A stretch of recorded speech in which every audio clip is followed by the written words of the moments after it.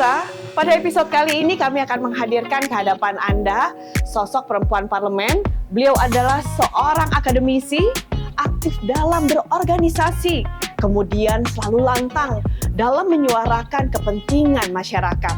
Nah, awal karir beliau pada saat masuk ke dunia politik ini dimulai pada saat beliau menjadi anggota DPRD Provinsi DKI Jakarta. Dan pada tahun 2019, beliau terpilih menjadi anggota DPR RI daerah pemilihan DKI Jakarta II. Siapa ya sosok perempuan parlemen kali ini? Ikuti terus Perempuan Parlemen.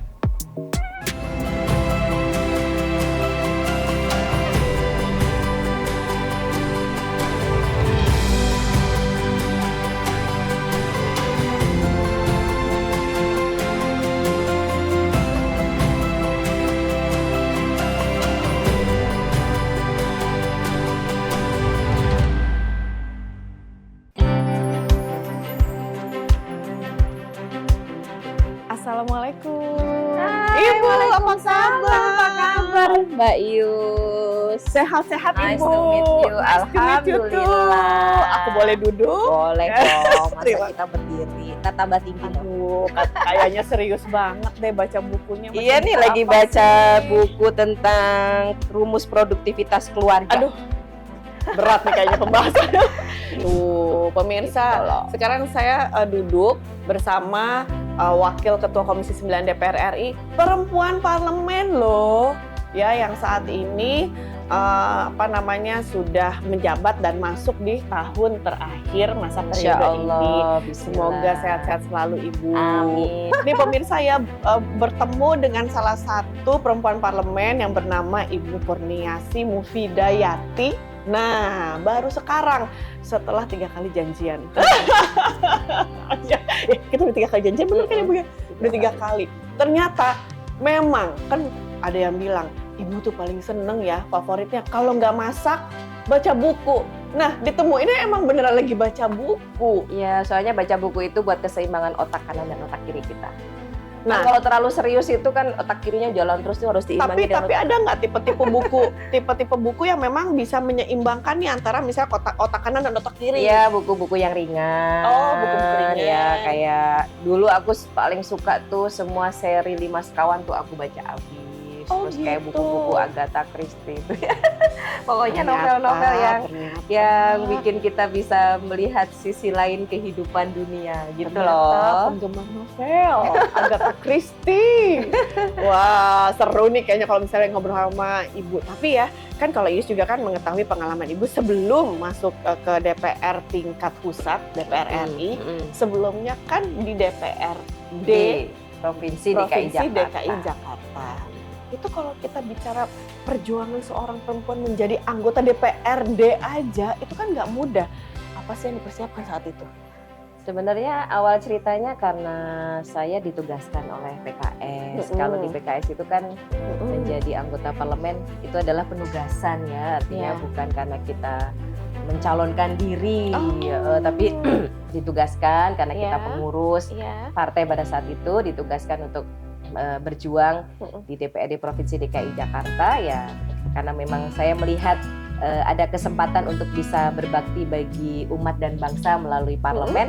Ya udah kita coba aja dan kita berusaha semaksimal mungkin sebatas kemampuan tentu saja ya. Tapi kok mau sih jadi anggota DPR? Ya ini bagian dari khidmat kepada umat dan bangsa gitu kan. Udah belajar panjang lebar, udah kuliah udah capek sampai S3 Tapi kan. nggak takut jadi repot ya Bu? Repot harus jadi seorang istri, harus jadi seorang ibu, harus jadi seorang dosen. Kan ini harus Semuanya. awalnya diskusi dulu sama keluarga. Mm. Begitu dapat dukungan, dapat support, baru kita berani jalan. Tapi nih kalau misalnya nih kita flashback, bagaimana tuh jalannya sehingga ibu tuh bisa jadi anggota DPRD sehingga masuk lagi sampai anggota DPR RI sekarang? Kok bisa? Kok lewat mana? Kayaknya itu memang jalan dari Allah tuh yang pertama gitu Tapi pasti aktif di organisasi deh. Ya, memang dari sejak kuliah kita kan aktivis. Ya nggak aktivis banget sih ya. Dulu waktu kuliah di Semarang ya masuk di beberapa organisasi. Terus saya juga di Pelajar Islam Indonesia. Terus juga di kalau ada kegiatan-kegiatan bahkan sampai kegiatan internasional juga kita ikut gitu ya. Kayak misalnya International Muslim Women Union tuh kita ikut ya. Dulu pernah ada kegiatan di besar tuh di GCC ya, itu juga kita ikut jadi panitianya. Pokoknya kalau ada keramaian untuk kemaslahatan nimbrung aja. Nah, waktu itu aktif dari usia berapa? Aktif di dunia organisasi dari usia berapa? Dari sejak usia SMP. Dari SMP? Pasti jadi leader mulu ya? Enggak kan juga ya sih. pemirsa? Enggak. Pasti jadi leader terus. Pokoknya yang penting kepilih terus jadi ikut ketua. kegiatan. Kayak Gitu. intinya nggak betah nganggur dah gitu aja deh. Tapi pasti ibu jadi pemimpin terus deh. Misalnya Amin. SMP, oh jadi misalnya ketua OSIS, oh ketua ekskul ini, oh ini di kuliah pasti jadi ketua ini, bener nggak? Ya dulu pokoknya ada Bener nggak? lomba-lomba ya gitu sih kayaknya. Tuh kan, Ada lomba-lomba pokoknya ikut. Padahal nggak bisa, pokoknya pede aja gitu. Oh tuh. Dan didorong sama orang tua ya, mama papa itu selalu ngedorong untuk beraktivitas, berorganisasi. Pokoknya nggak usah mikirin menang kalah, pokoknya ikut aja gitu karena itu katanya akan melatih kepercayaan diri. Terus udah gitu ibu sampai saat ini juga terus sekolah sampai jadi dokter. Udah capek udah ngendru. Jadi bahwa udah sekolah, udah gitu semua kompetisi diikuti dari kecil, makanya beliau sampai di titik ini. Saya melihat sosok yang kuat banget. Saya melihat tuh perempuan parlemen kuat ini sebelah kiri saya, pemirsa. Tapi coba, boleh nggak dikasih tahu tips kepada perempuan Indonesia? Sebenarnya banyak banget perempuan-perempuan juga mau masuk ke dunia politik. Apa pesannya? Apa yang bisa ibu kasih trigger Yang untuk semua pertama perempuan?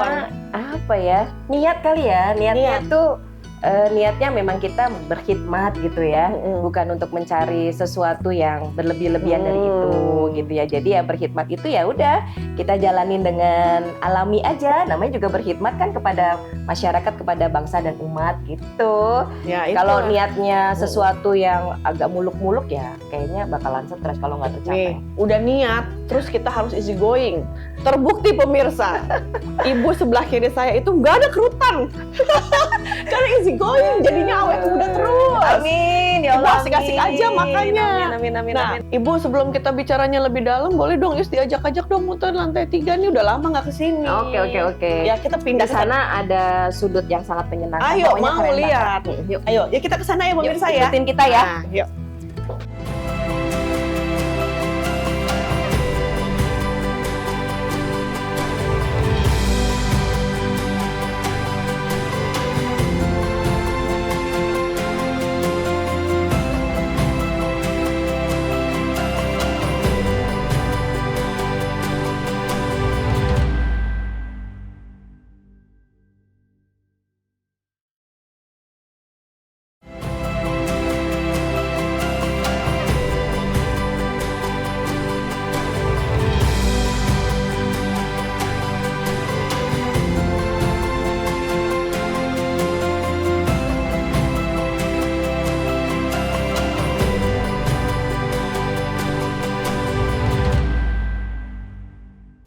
Pemirsa, saya diajak sama Ibu Kurniasi masuk ke, ini namanya lounge. Iya. Apa? Nama ruangan ini, Bu? Lounge Better Together. Lounge Better Together. Biar ada kebersamaan. Biar ada kebersamaan tuh. Kehangatan penuh dengan kehijauan, sejuk, nyaman. Wah, lengkap kan, makanya tuh ditulis jelas Better Together. Ternyata ini mengedepankan kebersamaan kita. Makanya ibu kan orangnya hangat banget. Betul. Padahal baru ketemu loh pemirsa. Tapi saya itu benar-benar baru kali ini bertemu dengan salah satu perempuan parlemen dari fraksi PKS yang benar-benar seorang perempuan yang lantang. Nggak boleh nyebutin usia, rahasia. Tapi gayanya, semangatnya, semuanya itu seperti usia kepala 4. Boleh kan? Kayaknya kacamatanya mesti tukeran deh, Mbak. Enggak. Kita udah kepala 5 soalnya. Ini soalnya Ini fakta. udah kepala fakta. 5. Pokoknya udah banyak di belakangnya tuh udah banyak buntut. Udah Jangan salah udah punya cucu juga loh. Udah punya cucu, Bu. Jadi udah Iya. nenek-nenek.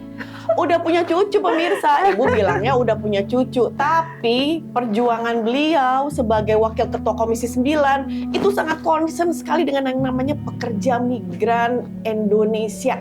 Sampai nih ya, sempat saya baca di Instagram beliau. Maaf nih jadi browsing nih Bu ya. Bilang bahwa pokoknya yang namanya pekerja migran itu harga mati. Iya dong. Kenapa? Itu warga Sampai ada negara tulisan Indonesia, Mbak. Warga negara Indonesia, sedara sedaging sama kita di Indonesia, harus dijaga, dilindungi, punya hak yang sama, dilindungi oleh Undang-Undang Dasar Negara Kesatuan Republik Indonesia tahun 1945 dan dilindungi sama Pancasila juga. Jadi punya hak yang sama. Cuma nih kayak termarginalkan gitu dan kayak terabaikan gitu karena nggak di depan mata. Ya, Bu, gitu deh, tapi kan kasusnya kayaknya kayak nggak habis-habis. ya never ending story kayaknya ya. Iya. Karena mungkin kita mesti ada kesungguhan yang totalitas ya di dalam mengimplementasikan Undang-Undang Perlindungan Pekerja Migran Indonesia. Iya. Sebenarnya pemerintah udah punya tuh undang-undangnya, udah bagus tuh isinya, keren banget ya. Cuma memang kadang-kadang ada gap antara regulasi dengan implementasi. Nah itu yang mesti kita berkolaborasi bersama-sama seluruh komponen bangsa. Yuk kita lindungin deh pekerja migran Indonesia, kasihan loh.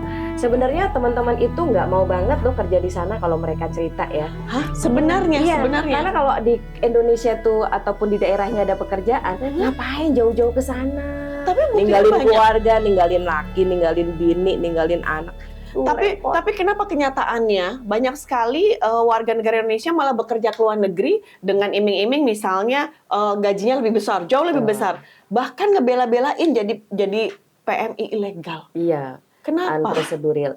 Ya karena di sini kita belum bisa menampung ya keinginan dari teman-teman pekerja migran. Pertama, lapangan pekerjaan kita masih sangat terbatas. Pengangguran kita hari ini masih di atas 5 juta ya. Kemudian lapangan pekerjaan baru pasca pandemi juga masih ya tumbuhnya masih agak flat ya, belum terlalu jump out gitu. Padahal kita nih sebentar lagi mau menghadapi selain urusan PMI nih, bonus demografi itu yang harus benar-benar tuh harus dipikirin tuh ya. Lapangan pekerjaan tuh harus ada loh. Kalau nggak tuh aduh nggak kebayang deh gimana ya. Nah kalau buat teman-teman PMI itu Mbak, sebenarnya mereka itu sangat pengen banget kerjanya tuh di Indonesia. Tapi bisa mendapatkan gaji nggak harus yang mahal-mahal banget sih kalau ceritanya ya. Cuma pakai paling nggak itu bisa mencukupi buat pemenuhan kebutuhan hidup. Tapi ya kalau misalnya Ius lihat ya, PMI harga mati pasti ada sesuatu deh. Dulunya punya cerita atau punya kesan atau punya pengalaman yang berkaitan sehingga Ibu sampai menulis di Instagram, di sosial media Ibu, PMI harga mati. Ya, saya udah ngelihat dengan mata kepala saya sendiri ya bagaimana teman-teman PMI itu banyak yang tidak terlindungi, banyak yang akhirnya dibohongin. Terus yang kenapa harus harga mati itu banyak yang akhirnya terjebak dalam trafficking korban, TPPU. Aduh sedih banget. Sampai ada yang menjual beli organ gitu loh. Aduh, pokoknya tuh serem deh kalau dengerin cerita teman-teman yang undocumented itu ya, gitu. Makanya kita terus melakukan dorongan kepada pemerintah dan mengajak berkolaborasi seluruh komponen masyarakat. Yuk sama-sama deh kita jagain, kita lindungin, kita proteksi teman-teman pekerja migran Indonesia. Karena teman-teman ini juga warga negara Indonesia, saudara kita juga sebangsa dan setanah air gitu ya. Artinya jangan ada pembedaan dong. Dan Mbak, yang paling kenapa juga harga mati coba. Sebenarnya PMI itu penghasil devisa terbesar kedua. Ya.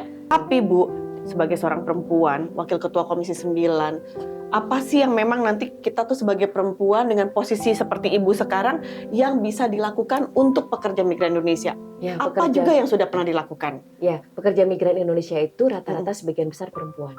Yang di Hong Kong, sebagian besar perempuan. Yang di Hong Kong itu sebagian besar perempuan ya. Kemudian yang di Malaysia juga yang bekerja sebagai asisten rumah tangga itu juga sebagian besar perempuan. Jadi kayaknya sesama perempuan kalau nggak saling lindungin dan ngejagain tuh kayak gimana gitu loh gitu. Sense-nya beda gitu ya. Jadi kita memang harus melindungi dan harus benar-benar harga mati untuk melindungi pekerja migran Indonesia. Nah, apa yang kita perjuangkan di Komisi 9, kita bermitra dengan BP2MI, kita bermitra dengan Kementerian Tenaga Kerja, kita juga bermitra dengan BPJS Ketenagakerjaan ya. ini adalah 3 stakeholder yang bisa ikut kontribusi di dalam perlindungan pekerja migran Indonesia. BPJS Tenagakerja itu bisa melibatkan teman-teman pekerja migran sebagai peserta BPJS Tenagakerja supaya mendapatkan manfaat ketika mereka kecelakaan kerja, itu ada manfaatnya. Kemudian ketika mereka pensiun nanti, tunjangan hari tua mereka bisa ya ada manfaat yang mereka dapatkan. Nah, Kementerian Tenagakerja sebagai regulator, ya ini ujung tombaknya ya harus bikin regulasi-regulasi yang benar-benar melindungi. Ya, kadang-kadang dibohongi, dijanjiin iming-iming gitu loh, gitu. Tuh pemirsa, Ibu Kurniasi bilang hati-hati kalau misalnya diberikan banyak janji, karena kalau misalnya yang diberikan banyak janji malah takutnya ini yang akhirnya kenanya ujung-ujungnya kita dibohongi. Iya, kasihan. Jadi harus ikuti prosedur yang memang benar yang sudah ada aturannya dari pemerintah. Karena kalau misalnya nanti ada apa-apa di negeri orang lain, nah Ibu Kurniasi kan juga harus memikirkan lebih detail nih bagaimana cara bantunya, dan itu nggak mudah. Ya. Nggak mudah, prosesnya juga butuh panjang pemirsa. Nah, tapi nanti ngobrol lagi yang lain, kita harus jeda terlebih dahulu. Jangan kemana-mana ya, tetap di Perempuan Parlemen. Ibu, kita minum dulu boleh ya? Boleh dong.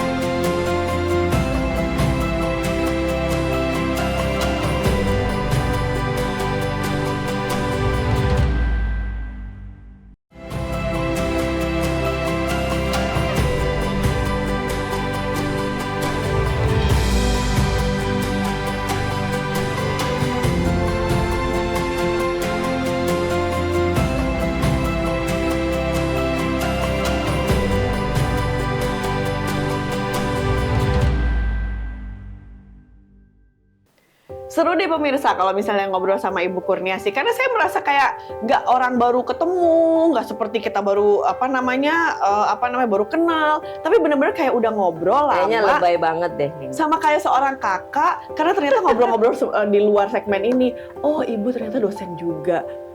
Ibu dosen juga. Wakil Ketua Komisi 9, iya. Ngurusin banyak orang, maksudnya bahasanya which is itu PMI, ngurusin banyak orang atau yang lain-lain belum didapil. Ini semuanya profesi-profesi yang nggak mudah untuk seorang perempuan. Kenapa semuanya harus dijalankan secara bersama? Yang pertama, ini adalah bagian dari rasa syukur saya kepada Allah Subhanahu wa Ta'ala. Iya. Betapa kekuatan dan kenikmatan yang Allah berikan kepada kita itu sebenarnya sangat berlimpah ya. Adanya potensi, kompetensi itu adalah anugerah. Dan kesempatan yang Allah berikan berupa takdir, pernah di DPRD DKI Jakarta, kemudian hari ini bertugas di DPR RI di tahun terakhir ya, itu adalah karunia-karunia Allah yang sangat besar. Karenanya dengan segala kebesaran yang Allah berikan ini nggak boleh disia-siain gitu loh Mbak ceritanya. Jadi kita berusaha semaksimal mungkin mengisi aktivitas kita, hari-hari kita dengan produktivitas yang tinggi. Tapi buat saya pribadi, family is the most important thing. Family is the most important thing. Siapa Keluarga. sosok yang paling kuat? Buat saya, mama saya sama papa saya tuh figur yang sangat sampai hari ini tuh berbekas banget gitu ya pendidikannya buat saya. Jadi ya saya bersyukur memiliki orang tua yang sangat care dan sangat memberikan kebebasan di dalam mengembangkan diri gitu ya. Kuliah juga bebas. Saya dulu kuliah di IKIP loh Mbak pertama, jadi guru. Mama papa masih ada sekarang? Kalau mama saya alhamdulillah sudah dipanggil oleh Allah, insya Allah beliau husnul khotimah dan ahlul jannah. Papa saya 86 tahun dan sekarang tinggal sama saya, jadi juga itu satu karunia. Saya diberikan kesempatan untuk birrul walidain pada orang tua yang tinggal satu-satu. Jadi ya kita harus memanage waktu dengan sebaik-baiknya. Kalau ngajar itu buat saya gimana ya? Kan ilmu itu harus terus berkembang ya. Kalau kita nggak ngajar tuh kayaknya ilmu tuh mandek gitu.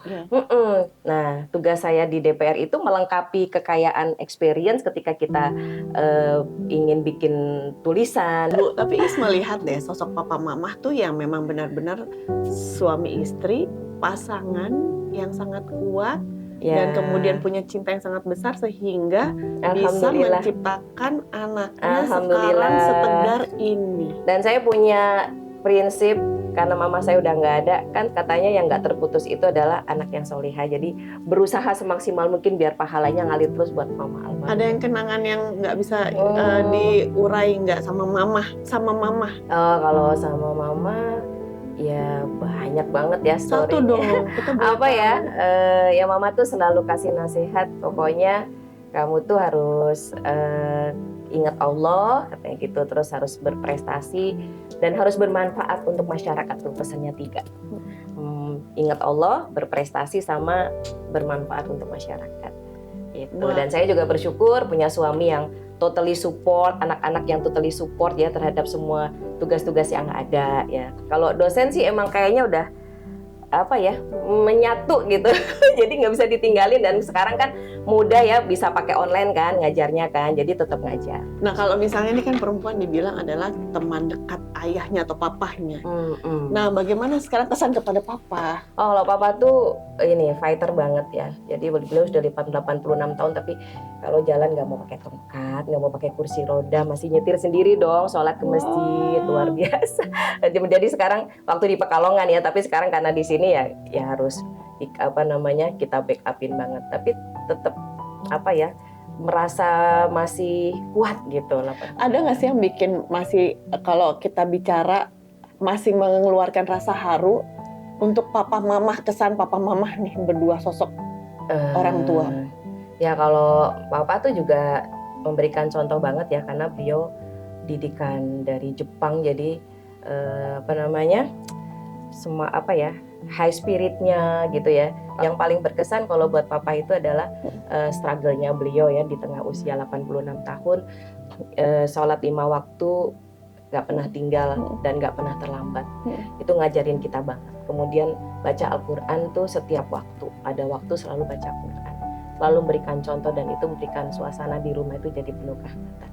Ya mudah-mudahan beliau nanti juga bisa seperti Mama Husnul Khotimah. Amin. Kalau bicara kata-kata mutiara, kita bicara sepaket papa dan mama, apa sih yang pengen diutarakan? Ya beliau berdua itu adalah mutiara dalam hidup saya. Mutiara dalam hidup ibu. Kenapa ibu mengatakan beliau, papa dan mama adalah mutiara? Ya, beliau berdua yang membuat saya jadi sukses seperti ini. Apa yang sampai kapanpun ibu tidak akan pernah lupa? Ya semua perjuangan beliau ya, beliau menanamkan nilai-nilai Islam, menanamkan nilai-nilai akhlak, itu berasa banget ya. Makanya kemana-mana tuh kita selalu dipesenin ya, apalagi waktu menjadi anggota DPR RI itu benar-benar ya, pokoknya jangan bikin malu keluarga, ingat Allah, Allah mengawasin. Itu nilai-nilai itu tuh benar-benar nilai-nilai yang jadi nangis kan. Jadi nilai-nilai yang selalu tertanam, dan membuat kita kalau mau melakukan sesuatu tuh mikir-mikir gitu ya, jangan sampai bikin kasus, jangan sampai bikin masalah, dan benar-benar ya udah bertugas aja gitu, profesional. Sekarang ibu kan terlihat terharu sekali, ada satu keharuan yang kayaknya Ius tuh masih tersimpan di dalam dada. Mungkin boleh ilmunya dibagi juga kepada kami?